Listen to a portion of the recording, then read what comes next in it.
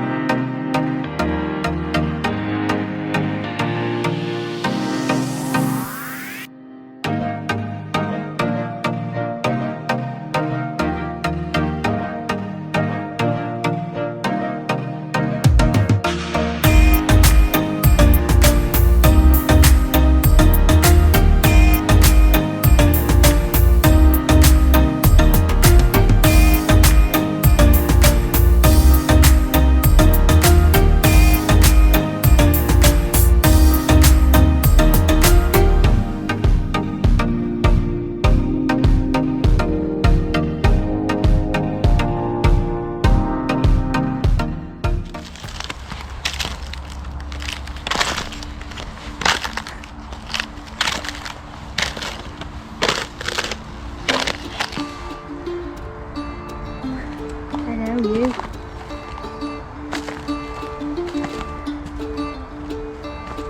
Yeah.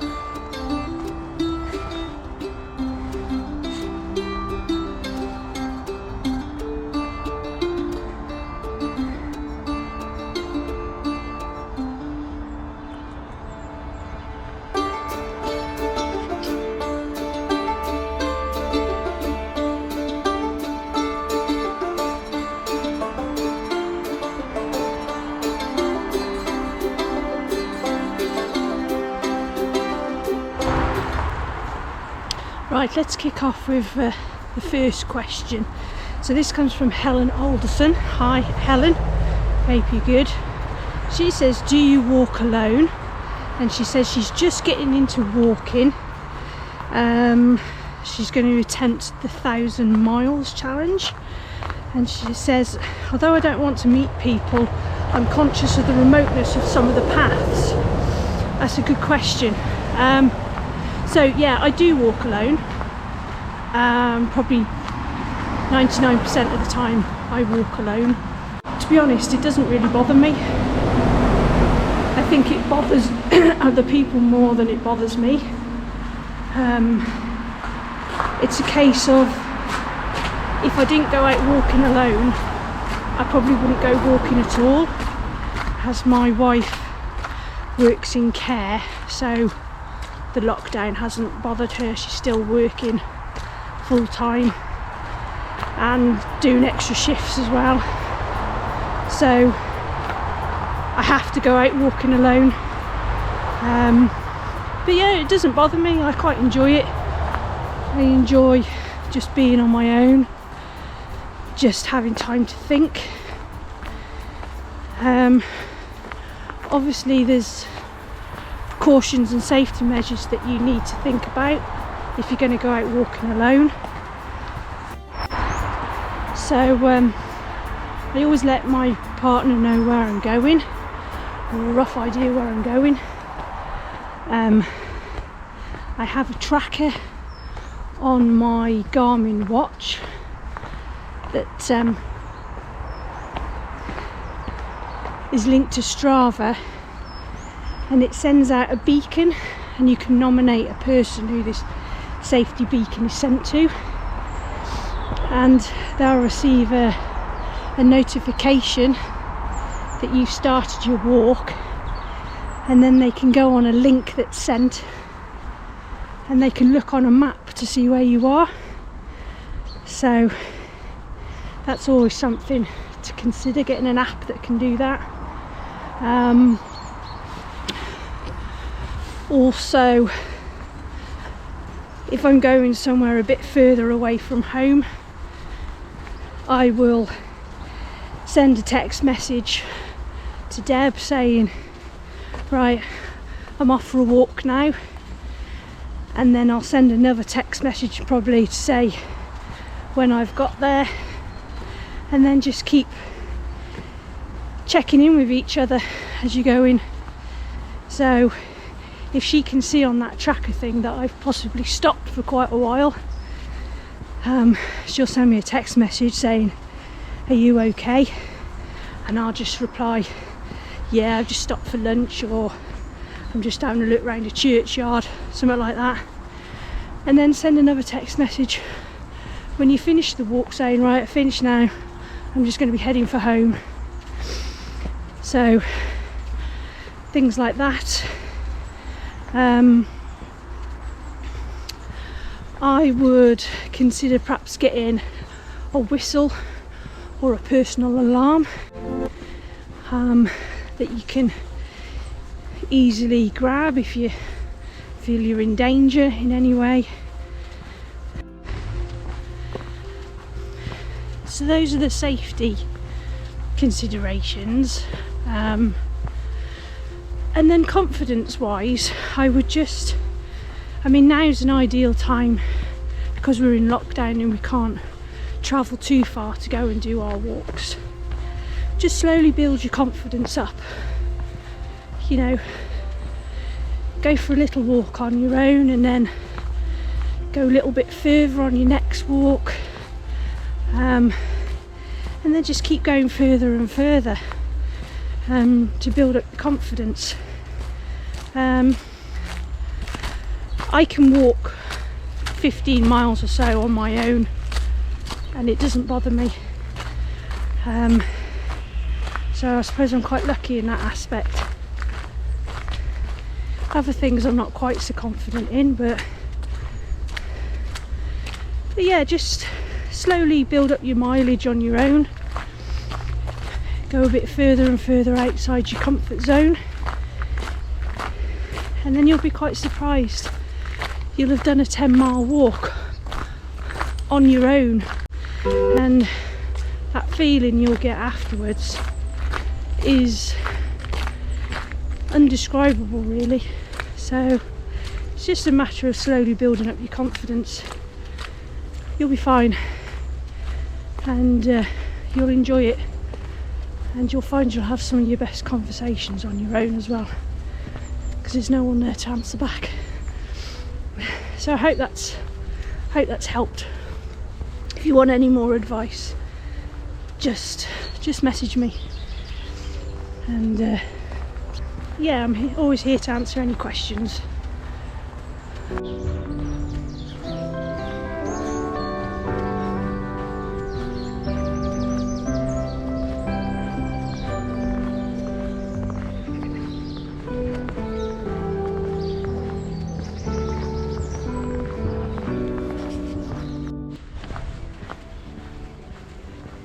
Right, my next question comes from Stephen Little. Right, Steve, hope you're well. He asks, if you could go walking anywhere outside of the UK, where would you go? Well, at the moment, I think I'd go anywhere that's warm. It's a bit nippy this morning. No, so what I've done, Steve, is because I've had this question in like kind of 3 different ways. So I'm going to class yours as where would I go in Europe walking. So if I could go anywhere in Europe walking, bar the UK, I'd go to Tuscany in Italy.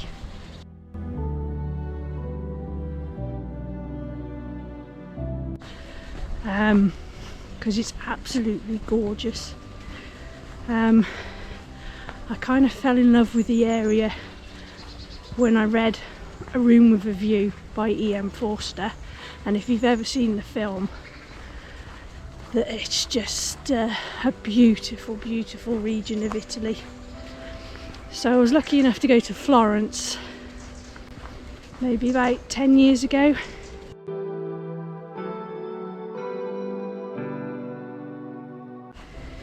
and it was everything I imagined it would be. And we went on a coach trip through the area and it was stunning. Yeah, it was a stunning region. Lots of history, lots of art, lovely Italian food and vineyards, so it's not really much more that you could ask for.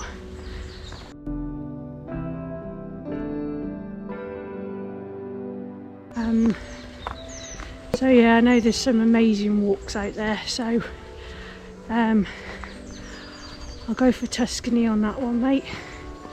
And thanks for the question.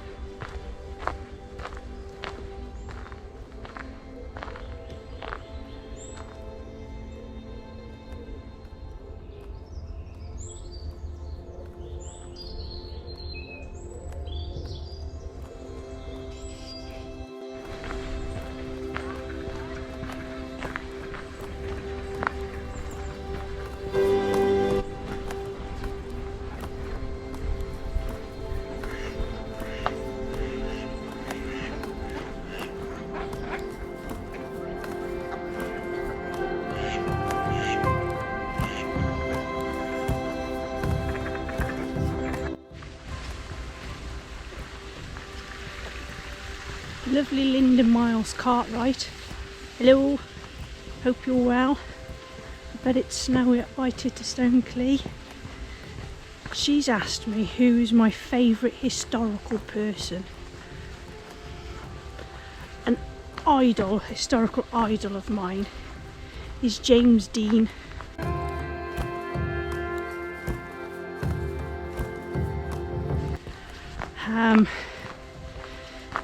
Who actually died in 1955, long before I was born. So he was an American actor. He was born the 8th of February 1931 and he died September the 31st 1955 at the age of 24. So he would be 90 now. So he only made 3 major films in his lifetime: East of Eden, Rebel Without a Cause and Giant. And out of the 3, I'd say East of Eden is his best performance.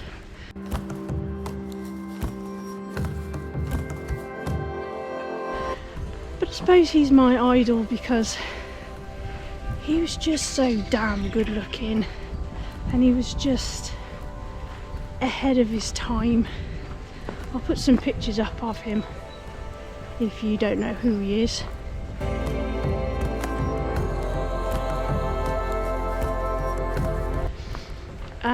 He could fit in now, he could fit in any generation really. He was just so cool. And I suppose I kind of got into watching his films and knowing about him when I was about 15. And I've just got tons of books now. I've got DVDs of him, different biographies about him. He's still a bit of an enigma really. So much has been written about him, but still don't really know too much about his private life. Lots of things have been speculated over the years about him. I suppose it's easy to write stuff about someone if they're not here to defend themselves.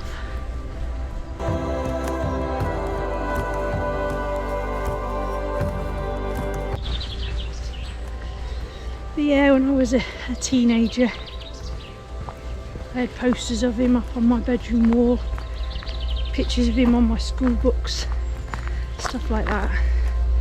So yeah, he's my first favourite historical person.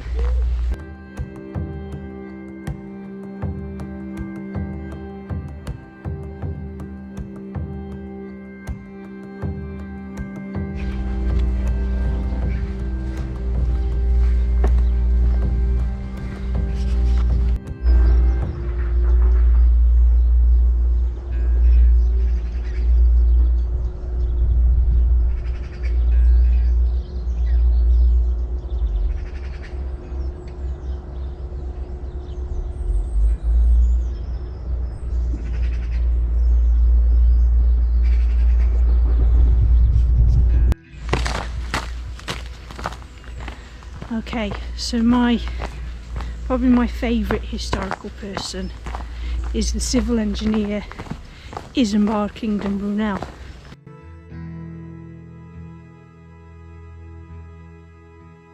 You thought I was going to say Thomas Telford, didn't you? No, Brunel. Isambard Kingdom Brunel was born in 1806 and he died in 1859. His father was also an engineer and he was called Mark Isambard Brunel, and his mother was Sophia Kingdom. Now his father was born in France and he had to flee France at the time of the French Revolution, and he firstly went to America and then came to the UK, where Isambard Kingdom Brunel was born. Now I believe that Isambard Kingdom Brunel was a genius ahead of his time. So he built a lot of our travel infrastructure that's around the country. So he engineered the Clifton Suspension Bridge over the River Avon, the Prince Albert Bridge, which I think crosses over from Devon to Cornwall. You've got the Great Western Railway, which unified the railways around the country. Up until that time, railways were all of a different gauge, which is the width of the track. Brunel did his Great Western Railway what we call standard gauge, and that is the gauge that all our railways are today. So if he hadn't done that, we would still have different gauge railways around the country, which would mean that you would have to get off a train, change onto another train, onto a different gauge track. Some countries you still have to do that. I think possibly if you cross over to Spain, Portugal, they have different gauges. So yeah, most of the Great Western Railway network is still in use now. He also engineered ships as well. So if you've been down to Bristol, you'll be aware of the SS Great Britain.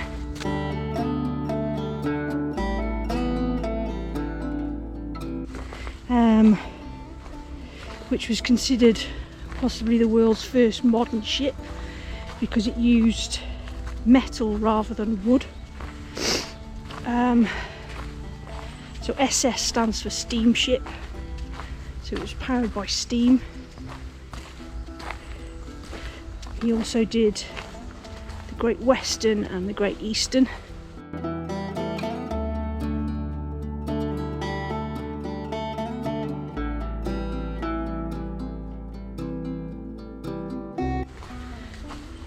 Which at the time were the biggest and the fastest ships.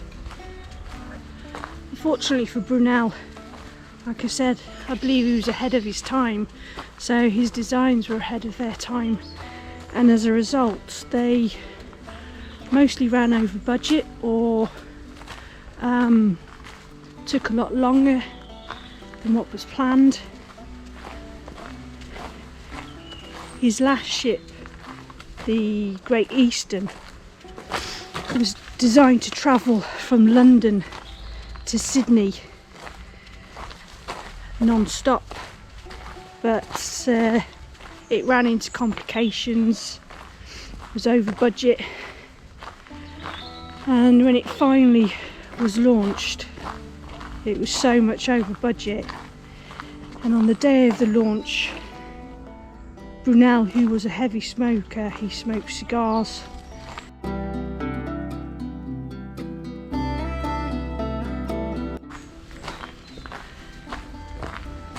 On the 5th of September 1859, just before the Great Eastern was set to make its first voyage. He suffered a stroke and he sadly died 10 days later at the age of 53. And eventually, because there was no need for a ship to travel to Sydney, the Great Eastern just ended up, it laid the communication cables, transatlantic telegraph cable, and then was just scrapped. It wasn't fit for its purpose really, which is a shame. Brunel got a name for himself really as the man who didn't complete things, which is, it's sad really, because if you consider what he did do in his short lifetime. There was a vote about 10 years ago, I think, for the greatest Britons, and he came second. So yeah, he was a genius, I think, and he was probably 100 years or so before his time, which is sad. He's buried at Kensal Green Cemetery in London, and there's a stained glass window in his memory in Westminster Abbey.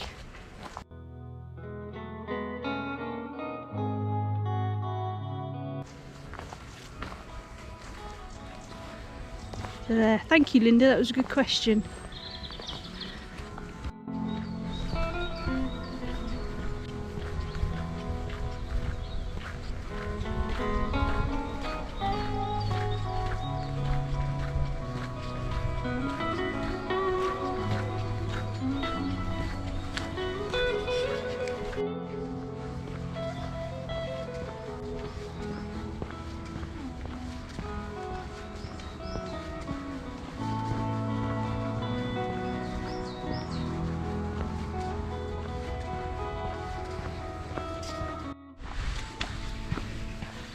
So the next question comes from Emma Stanley.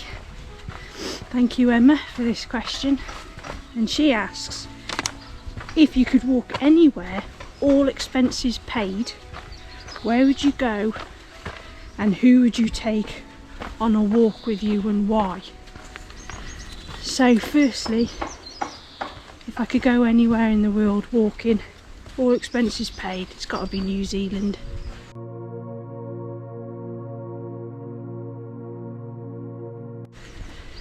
Never been. I'd love to go. It's an amazing country. So you've got the North Island and the South Island, and just such diverse landscape. And I'm a huge fan of the Lord of the Rings movies, so it's got to be New Zealand, I think.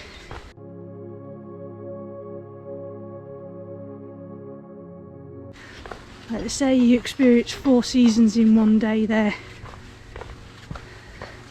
So you can be on one part of the island and it can be glorious sunshine, and then you could get to another part and it can be like this, snow covered.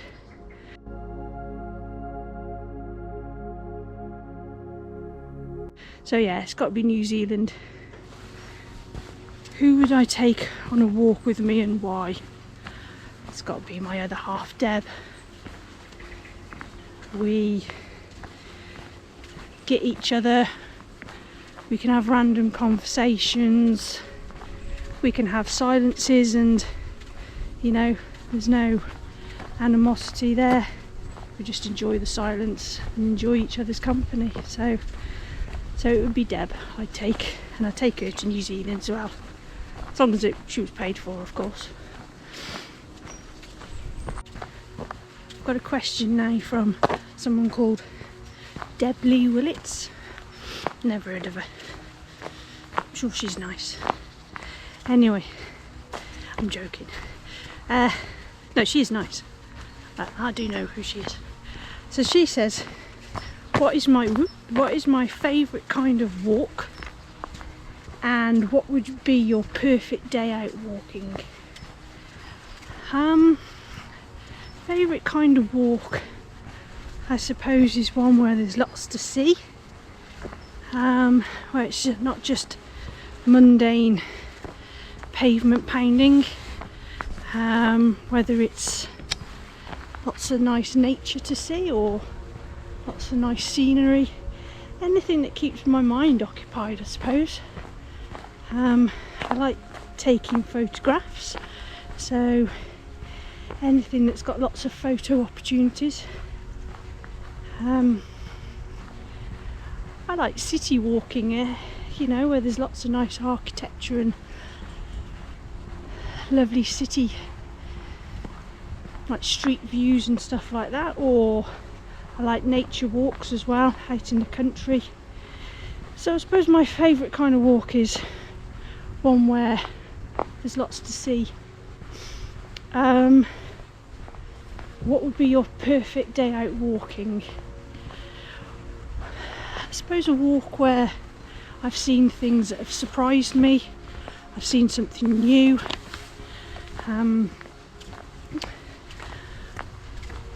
whether it's wildlife I've spotted, a day that's made me smile. And when I get home, I'm nicely tired, I know I've had a good walk, and I've got lots of photos on my phone. So yeah, thank you, Deb. Stick the kettle on, I'll see you soon.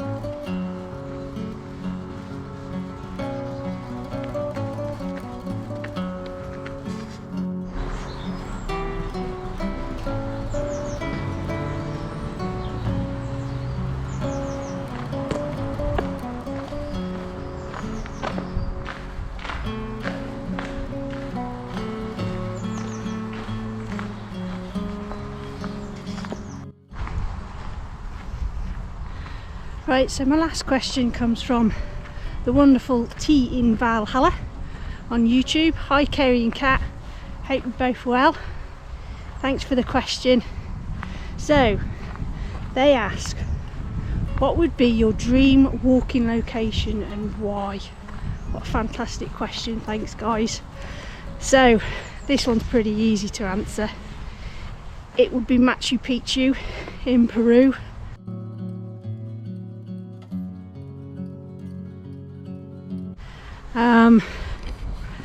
If I could link it out with Emma's all expenses paid, that would be wonderful. Yeah, it's a place I've always dreamed of going. I wish I'd gone years ago, because unfortunately now it's become a bit of a victim of its own success. They have to limit the amount of people that go, so it's a ticketed operation because there's just so many people going. It's a bit like Everest. It's starting to get damaged, which is a shame. But yeah, the Inca Trail all the way to Machu Picchu would just be a dream.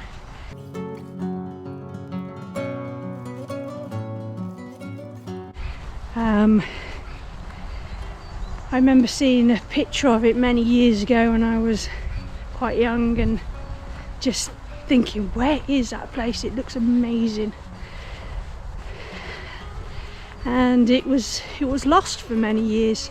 So it's an Inca town, village, and after they deserted it became lost up in the mountains for many years and was discovered, I think, in the early 1900s or late 1800s people knew of its existence, just didn't quite know where it was. So an explorer eventually found it, overgrown and a bit dilapidated.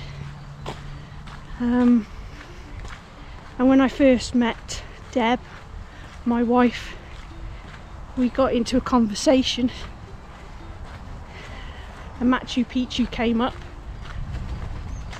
and she'd never met anyone else before that had heard of it, and I'd never met anyone else that had heard of it, so it's got a bit of a special place in our hearts really. So get there one day.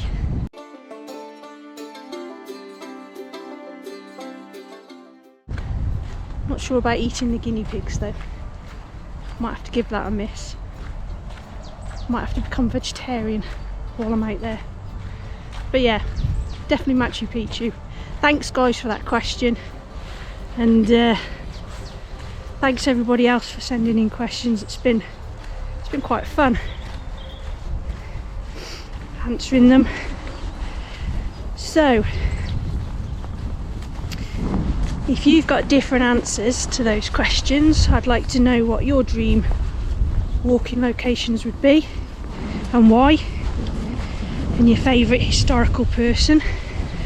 So leave me a comment, and if you've got any other questions that you'd like to ask me about anything really, drop me a question and I'll be more than happy to answer it for you. Thanks for coming along with me. I hope you enjoyed it.